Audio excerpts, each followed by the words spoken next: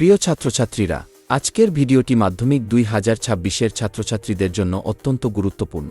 আজকের এই ভিডিওতে আমি তোমাদের বাংলা বিষয়ের রচনার সাজেশন নিয়ে হাজির হয়েছি।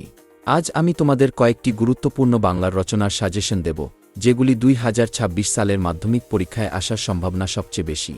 আর কিভাবে তোমরা সেগুলোর প্রস্তুতি নেবে সে বিষয়েও আলোচনা করব। অনেকেই শেষ মুহূর্তে রচনা মুখস্থ করতে গিয়ে সমস্যায় পড়ে, তাই আমি তোমাদের বলবো, এখনই রচনা প্র্যাকটিস শুরু করো। পরীক্ষার আগে শুধুই সাজেশন দেখে মুখস্থ করলে ভালো নম্বর পাওয়া কঠিন হতে পারে। আজকের ভিডিওতে আমি আলোচনা করব কোন রচনাগুলো গুরুত্বপূর্ণ, কিভাবে রচনা লিখতে হবে, প্রস্তুতি নেওয়ার সেরা কৌশল কী, আর সাজেশনের পিডিএফ সংগ্রহ করার উপায়। তোমাদের কাছে অনুরোধ রইল, এই ভিডিওটি পুরো দেখো, এতে তোমরাই উপকৃত হবে। কারণ তোমরা যদি মনে করো আমি রচনা লিখতে পারি না, তাহলেও চিন্তার কিছু নেই। ভিডিওর ডিসক্রিপশনে আমি একটি লিঙ্ক দিয়ে দেব, সেই লিঙ্কে ক্লিক করলেই সহজেই সমস্ত সাজেশনের পিডিএফ পেয়ে যাবে। তবে পিডিএফটি ওপেন করতে একটি পাসওয়ার্ড লাগবে, যেটা আমি তোমাদের ভিডিওর মাঝখানে কোনো এক সময় বলে দেব। তাই স্কিপ না করে সম্পূর্ণ ভিডিওটি দেখো। তো চলো এবার 2026-এর মাধ্যমিক পরীক্ষার জন্য যে রচনাগুলি গুরুত্বপূর্ণ সেগুলি দেখে নাও। প্রথমে রয়েছে পরিবেশ দূষণ ও তার প্রতিকার।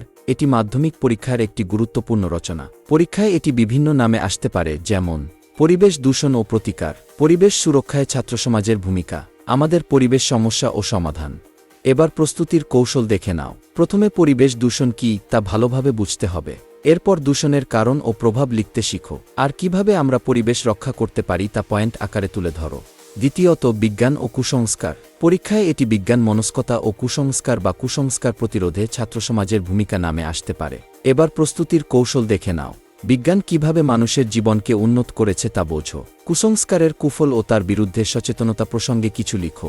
তৃতীয়ত, বাংলার উৎসব অথবা বাংলার ঋতু উৎসব। এছাড়া পরীক্ষায় এটি এই নামেও আসতে পারে, বাংলার ঋতুবৈচিত্র্য বা বাংলার সংস্কৃতি ও উৎসব। এবার প্রস্তুতির কৌশল দেখে নাও। বাংলার প্রধান প্রধান উৎসবগুলোর বিবরণ দিতে হবে। সর্বশেষ রচনা যেটি আসার সম্ভাবনা অনেক, এটি হল বিজ্ঞান আশীর্বাদ নাকি অভিশাপ। এটি বিজ্ঞানের ভালোমন্দ দিক নামে আসতে পারে। এবার প্রস্তুতির কৌশল দেখে নাও। বিজ্ঞানের ভালো দিক এবং ক্ষতিকর দিকগুলো আলাদাভাবে লিখবে। বর্তমান যুগে বিজ্ঞানের গুরুত্ব বুঝে তা নিয়ে আলোচনা করতে হবে। এইবার রচনা লেখার সেরা কৌশল দেখে নাও। রচনা লেখার প্রধান 3টি নিয়ম রয়েছে। প্রথম নিয়ম, সূচনা। প্রথমে ভূমিকা লেখ, বিষয় সম্পর্কে সংক্ষিপ্ত ব্যাখ্যা করো। দ্বিতীয় নিয়ম, মূল বিষয়ে বিস্তারিত আলোচনা, পয়েন্ট আকারে বিষয় ব্যাখ্যা করো। তৃতীয় নিয়ম, উপসংহার। বিষয়টি থেকে শিক্ষণীয় দিক তুলে ধরো। লেখার সময় যে বিষয়গুলো মাথায় রাখবে, সবসময় সহজ ও স্পষ্ট ভাষা ব্যবহার করো। পয়েন্ট আকারে লেখা সবচেয়ে ভালো, তবে আত্মকথামূলক রচনায় তা প্রযোজ্য নয়। যতটুকু সম্ভব উদাহরণ ও তথ্য দিয়ে ব্যাখ্যা করো। কিভাবে রচনা মুখস্থ ও মনে রাখবে? প্রথমে রচনা নিজে নিজে পড়বে, বিভিন্ন অংশকে পয়েন্ট করে আলাদা করে রাখবে। প্রতি মাসে 1-2টি রচনা মুখস্থ করার চেষ্টা করো। নিজে নিজে লিখে প্র্যাকটিস করবে, ভুল হলে শুধরে নেবে। পরীক্ষার আগে শেষ মুহূর্তের প্রস্তুতি। পরীক্ষার আগের 1 মাসে গুরুত্বপূর্ণ রচনাগুলো বারবার রিভিশন দাও। পরীক্ষার হলে রচনার টাইম ম্যানেজমেন্ট খুব গুরুত্বপূর্ণ, তাই সময় বুঝে উত্তর লেখো। যদি পরীক্ষায় নতুন কোনো নাম আসে, চিন্তা করো না, আগের পড়া রচনা থেকে সাজিয়ে নেবে।